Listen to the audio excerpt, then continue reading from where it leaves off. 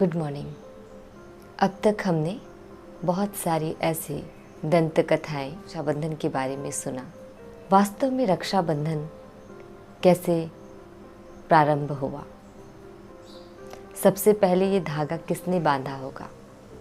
तो हमारे भारत देश में 33 करोड़ देवी देवताओं को मानते हैं और आज हम उनकी पूजा करते हैं तो उनकी पवित्रता की पूजा करते हैं। जो देवी देवताएं सतयुग त्रेता युग से होकर गए हैं, तो जो द्वापर युग और कलयुग में वो पवित्रता नहीं रही तो विकारों में आने लगे, दुख बढ़ने लगा, अशांतियाँ बढ़ने लगी, लोग अपवित्र होने लगे, विकार आ गए, माना पवित्रता दूर हो गई। तो जब हम दुख में पुकारते हैं भगवान को कि मुझे शक्ति दो, सुख दो, पवित्रता दो, शांति दो, तो अगर पवित्रता ही नहीं रही तो फिर सुख और शांति भी समाप्त हो जाती है। फिर भगवान हमसे पवित्रता की प्रतिज्ञा कराते हैं। हमारे हाथों में बहुत सारे परिवारों में अपने परिवार में एक ब्राह्मण रखा जाता है जो आकर वो हमें रक्षाबंधन के दिन राखी बांध कर जाते हैं। तो पहले के ज़माने में हर एक परिवार में ब्राह्मण हुआ करता था और सभी ब्राह्मण सबके हाथों में मौली धागा बांधते थे। और पहले ऐसा भी होता था कि जब रक्षाबंधन होता था ब्राह्मण होते थे जो घर घर जाकर भी सबके हाथों में मौली धागा बांधते थे। लेकिन अब वह नहीं है। तो अब इतने पॉपुलेशन है और इतने सारे ब्राह्मण घर घर जाकर तो राखी नहीं बांधते। तो ब्राह्मण के बाद अगर हम किसी को दर्जा देते हैं तो वो है कन्याओं को। तो कन्याओं को फिर उनके बाद उनको राखी बंधवाने का रिवाज कि चलो ठीक है, ब्राह्मण नहीं आए तो आप राखी बांध दो। तो कन्याएं राखी बांधना स्टार्ट किए। परिवार के सारे सदस्यों को राखी बांधते थे, लेकिन अब ये सिर्फ भाई बहनों के बीच ही रह गया है, क्योंकि जैसे जैसे हम नियम बनाते जाते हैं अपने सुटेबल के अकॉर्डिंग, वैसे वैसे सारे रिवाज भी बदल जाते हैं। इसीलिए राजा बलि के घर पर विष्णु जी गए हुए थे, वहाँ पर रह रहे थे। तब माता लक्ष्मी ने ब्राह्मणी का रूप लेकर राजा बलि के हाथों में राखी बांधे, या फिर उन्हें डायरेक्ट अपने लक्ष्मी रूप में क्यों नहीं बांधना पसंद करी, तो वहाँ पर भी उन्होंने लक्ष्मी जी ब्राह्मणी का रूप धारण करके उस रस्म को निभाया। जैसे जैन धर्म में भी जैन पंडित होते हैं, राखी के दिन वह भी अपने भक्तों को आकर धागा बांध कर जाते हैं। सिख धर्म में भी राखड़ी या राखरी कहा जाता है, इसको सेलिब्रेट करते हैं। रक्षाबंधन सिर्फ भारत में ही नहीं और अन्य देशों में भी मनाते हैं, जैसे Nepal, Britain, America, Australia, USA, UK, Kuwait, Saudi Arab और मॉरिशस में। यहाँ पर बहुत सारे भाई बहन हैं जो इंडियन हैं, इसलिए यहाँ पर ये सेलिब्रेट किया जाता है। रक्षाबंधन का हर एक जगह में अलग अलग नाम भी है, जैसे हम उसको रक्षाबंधन कहते हैं, कुछ लोग उसको राखड़ी कहते हैं। नारियल पूर्णिमा, नारियल पूर्णिमा इसलिए कहा जाता है क्योंकि पश्चिमी घाट के लोग ये मानते हैं कि राम जी माता सीता को इसी दिन उनको उस रावण के चंगुल से छुड़ाने के लिए अपनी यात्रा प्रारंभ किए थे। और उनको जब समुद्र पार करना था तो सारे पत्थरों से पुल बनाते हैं जो वानरों के द्वारा बनाया गया था।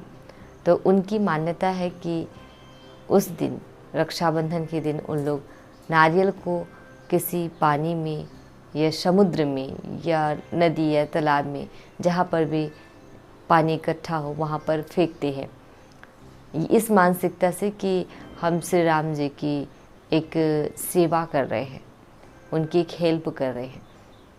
इसको कजरी पूर्णिमा भी कहते हैं। यहाँ पर कुछ किसान अपने खेतों पर गेहूँ का बीज डालते हैं और पूजा करते हैं और भगवान से प्रे करते हैं कि अच्छी खेती हो।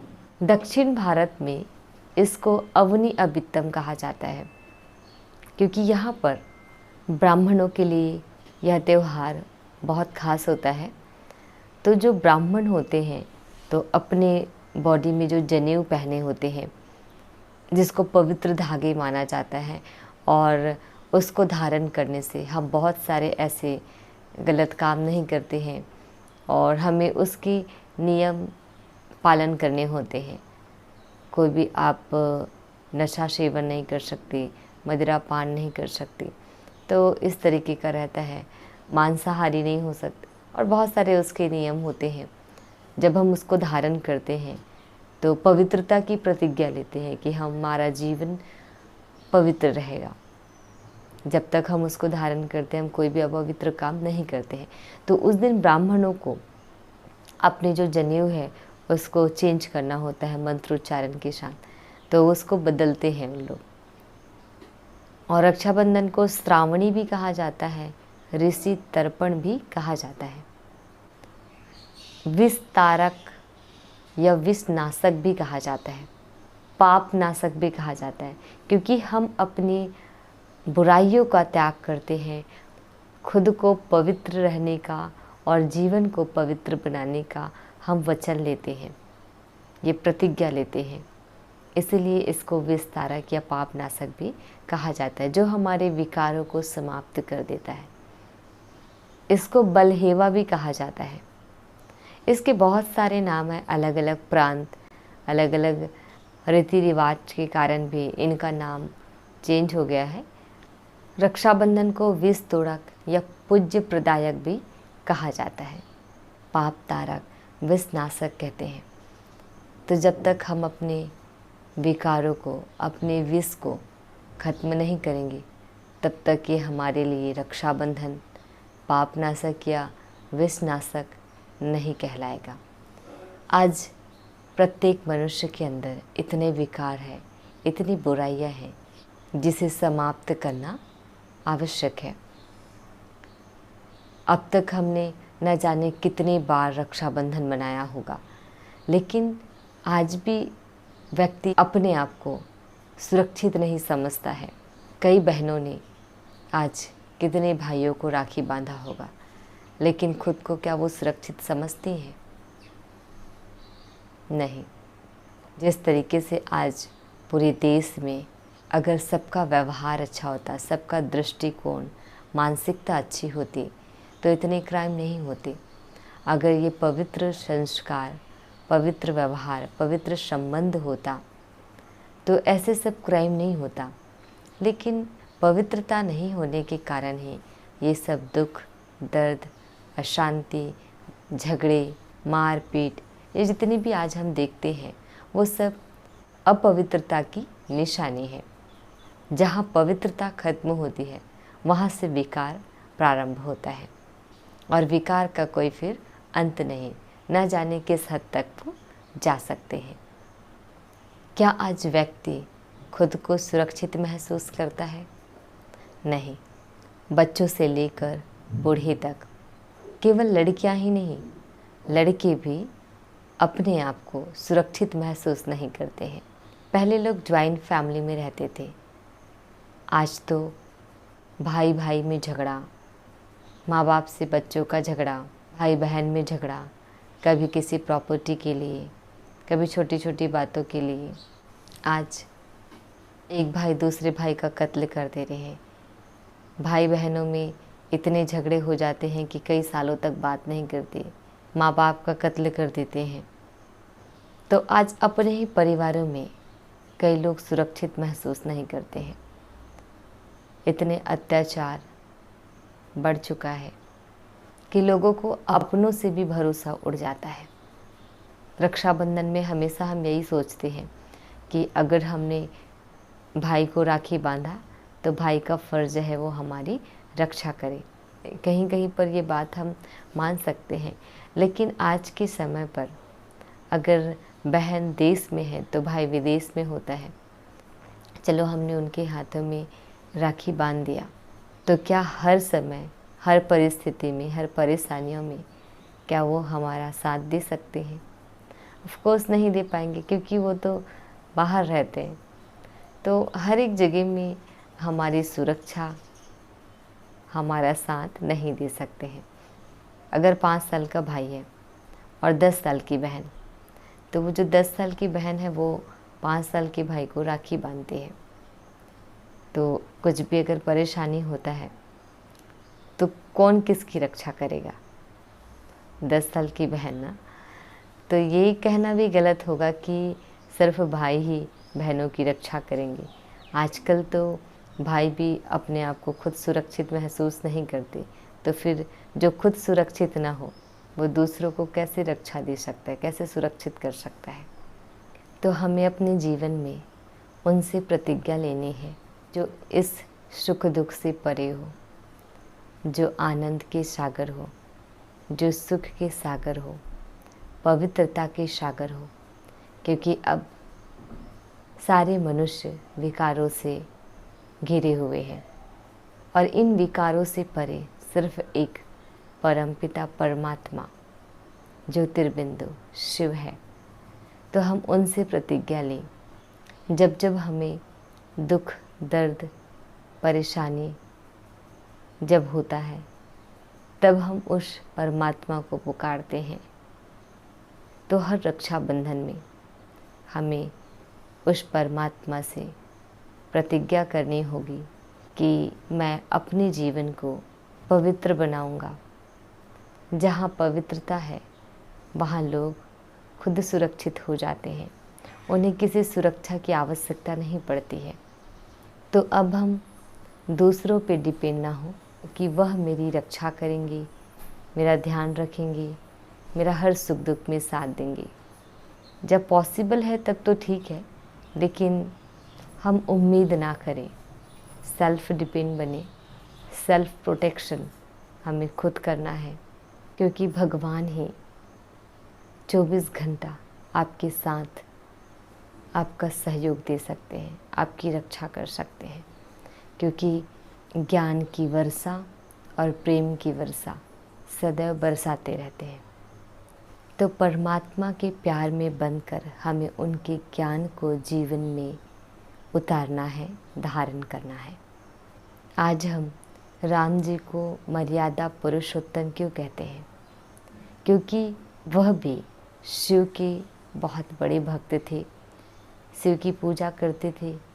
उनके मार्गदर्शन से अपना जीवन उन्हें सफल किया, उनकी पवित्रता को उन्होंने अपनाया, उनकी याद से अपने अंदर शक्ति भरे।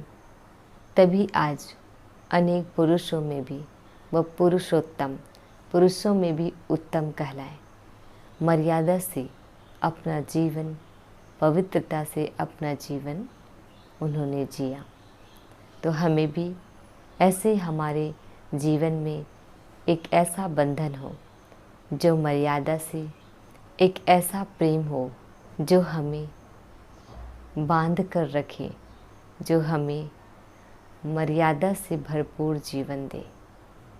क्योंकि जहाँ बंधन नहीं होता वहाँ पर कोई डिसिप्लिन नहीं होता, वहाँ पर लोग डायरेक्शन लेस हो जाते हैं, भटक जाते हैं।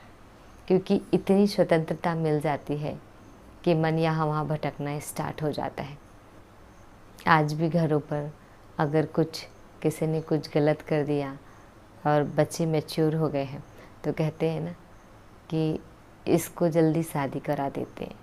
क्योंकि हर एक का यही मानना होता है कि शादी के बाद एक ऐसा नया जीवन, नया परिवार, नए संबंध, नई जिम्मेदारियाँ आ जाने के कारण लोग उसको ही फॉलो करते हैं, उसको ही कंप्लीट करने की कोशिश करते हैं। नए नए चैलेंजेस आते हैं तो उसको सीखते रहते हैं, तो इतने बिज़ी हो जाते हैं और उनका उस परिवार का, हम जब अपने परिवार से दूसरे परिवार में शिफ्ट होते हैं तो उसको समझने में, उनके तौर तरीके को सीखने में हमारा समय निकल जाता है और हम उनके तरीके से जीना स्टार्ट कर देते हैं। तो एक बंधन हो जाता है। जो यहाँ पर फ्रीडम था, उस फ्रीडम से हमारी एक रिस्पॉन्सिबिलिटी और वो स्वतंत्रता कहीं ना कहीं ख़त्म हो जाती है। तो एक हमारा बंधन, एक हमारे जीवन में लकीर आ जाती है। हमारे लाइफ में एक ये चीज़ आ जाती है कि आपको इतने बजे से इतने बजे तक ही बाहर रहना है, आपको इतनी देर आपको बाहर नहीं जाना है, आपको इसके घर नहीं बैठना है, उनसे बात नहीं करना है, तो बहुत सारी चीज़ें हो जाती हैं। तो इसलिए भी कहते हैं, आज भी जो हमारे बड़े बुज़ुर्ग होते हैं उनका यही वर्ड होता है, जब भी अगर कोई बच्चे हाथ से बाहर जा रहे हैं या हमें लगता है कि हमारी बात नहीं सुनते, तो कहते हैं कि चलो इसको इस बंधन में बांध दें। तो इसलिए हमारे जीवन में कोई एक ऐसा बंधन हो, परमात्मा प्यार में बंधना, बंधन शब्द तो है लेकिन ये आज़ादी वाला शब्द है जो हमें आज़ाद कराते हैं। बहुत सारे ऐसे बंधन हैं जिन बंधनों को तोड़कर हम अंदर से स्वतंत्र महसूस करते हैं, हमें खुशी मिलती है। तो ऐसा बंधन सबके जीवन में होना चाहिए। तो इस राखी में हमें खुद से एक ऐसा बंधन बांधना है कि जो कभी ना टूटे और हम सदैव उस बंधन से बंधे रहें। So wish you all the best. Thank you so much. Have a nice day.